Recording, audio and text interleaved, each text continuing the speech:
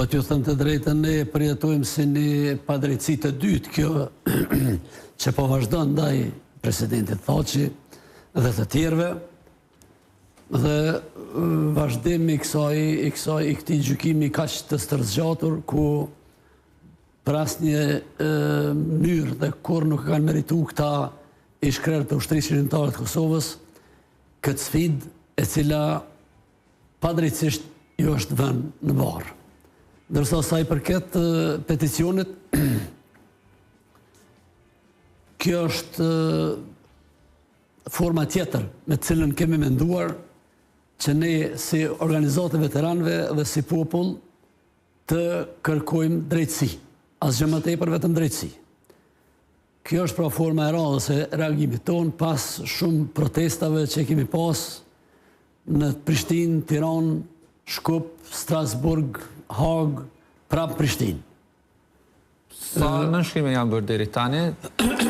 Deri dje ishin rreth 16.000 persona të cilët janë nënshkruar në këtë peticion. Sa ka shkuar numrin? Kjo mdoket online është dikun rreth 22.000 deri tash online. Mirë po ekziston edhe forma fizike të cilën e kemi shpërndarë ne gjithandej, e cila është mundësi tjetër për të nënshkruar qytetarët si në Kosovë, në Maqedoni, Shqipëri dhe në diasporë.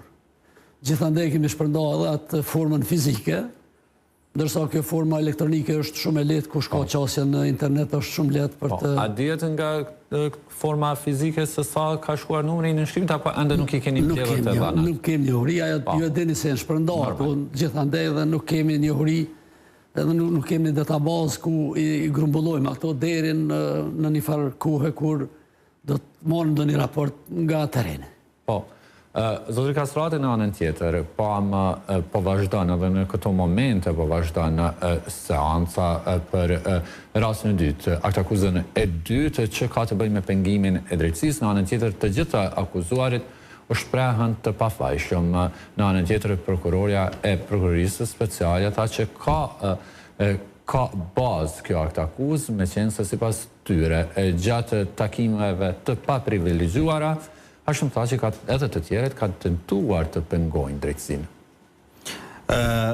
Ti thënë të drejtën, kjo aktakuza e dytë, pa të keqen e saj të parës, edhe njëna dhe tjetërën të jetë pabazume dhe të pa argumentume deri me tani, nga se vetë fakti se